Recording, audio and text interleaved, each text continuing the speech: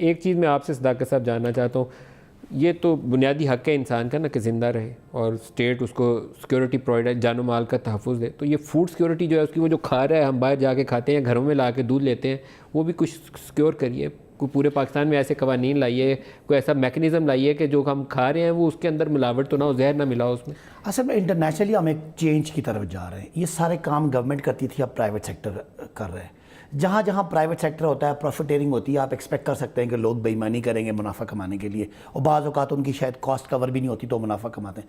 اس لیے دنیا میں یہ نظام ہے کہ جہاں جہاں پرائیویٹ سیکٹر کام کرے گا وہاں وہاں سخت ترین ریگولیٹرز بیٹھے ہوں گے.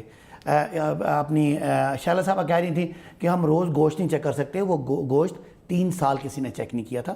تو میں اب اس پہ کوئی پوائنٹ سکورنگ نہیں ہے، وہ بچوں کا بڑا ہی دردناک واقعہ ہے، کسی کے ساتھ بھی ہو سکتا ہے. اس کے لیے میں سمجھتا ہوں کہ نیگلیجنس، چاہے وہ پی ٹی آئی کی حکومت ہے چاہے وہ کہیں بھی ہے، یہ نیگلیجنس حکومت کی ہے کہ آپ لوگوں کی زندگیاں کسی کے منافع پہ چھوڑ دیں اور ان کے اتنا پیارے یا ان کے اتنے عزیز بچے اس کا شکار ہو جائیں. تو میں سیاست سے بالاتر ہو کے میں تکلیف میں ہوں کہ یہ نہیں ہونا چاہیے تھا. اور اگر کل یہ ثابت ہوتا ہے کہ وہ اس ریسٹورانٹ یا جو بھی وہ ٹک شاپ تھی اس کی وجہ سے ہے، تو اس میں پورا معاشرہ ہمارا، اور خاص کر جو ہم لوگ ہیں، ہم ذمہ دار ہیں.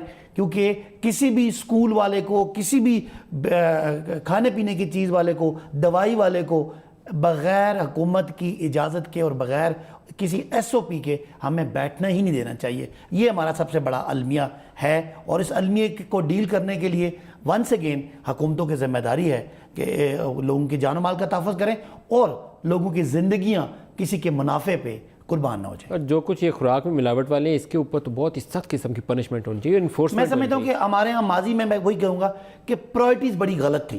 لوگ وہ کام کرتے رہے جدھر دکھلاوے تھے، اور جہاں پہ آپ کی انسانوں کو کنسیڈر نہیں کیا گیا. ہم ہیومن ڈیولپمنٹ کی نہیں بات کرتے، انسان کی زندگی کو آسودہ بنانے کے لیے وہ ٹارگٹ نہیں رکھا گیا. شاید اسی وجہ سے ہم کہتے ہیں کہ پچھلے جو 10 سال ہیں وہ اس ملک کی تاریخ کے برے ترین سال ہیں. اگر آپ بزنس وائز دیکھیں، اکانومی وائز دیکھیں، اوور آل معیشت کو دیکھیں، یا آپ کے سوشل ٹرینڈ دیکھیں، لوگوں نے اس ریاست کو لوٹا. اور اس لوٹنے میں 2 طرح کی تھی. ایک آپ کا فائنینشیل کرائم ہوا، ایک آپ کا کوالٹی گورننس تھی نا، اس سے ہم پیچھے ہٹ کے ہم دکھلاوے پہ آگے. اور وہ دکھلاوے والا ماڈل، اخباروں میں بڑے بڑے اشتہار آگے، اور چیزیں وہ دیکھنے والی نیلی پیلی بسیں آگئی، اور دیکھنے والی چیزیں آئیں. جنہوں نے نیلی بسیں چلائی ہیں نا، انہوں نے پنجاب فوڈ اتھارٹی بنا کے، اس خاتون نے اچھا کام کیا، اس کو شاباش ملنی چاہیے. گدوں کا گوشت کاٹ کے کھلایا جا رہا تھا، اس نے چھاپے مارے تو لوگ خوف سے رکے. اگر ہم چیک نہیں کرتے، میں یہ نہیں کہہ رہا کہ انہوں نے کچھ نہیں کیا، میں بریک لے لوں، میں تو جنرلی یہ کہہ رہا ہوں ندیم صاحب کہ یہ کنسیڈریشن نہیں تھی. اگر کوئی اچھا کام ہوا ہے، بادشاہ سلامت کی کہیں کسی ایک طرف نظر پڑ گئی ہے، تو وہ خزانے کا منہ کھل گیا.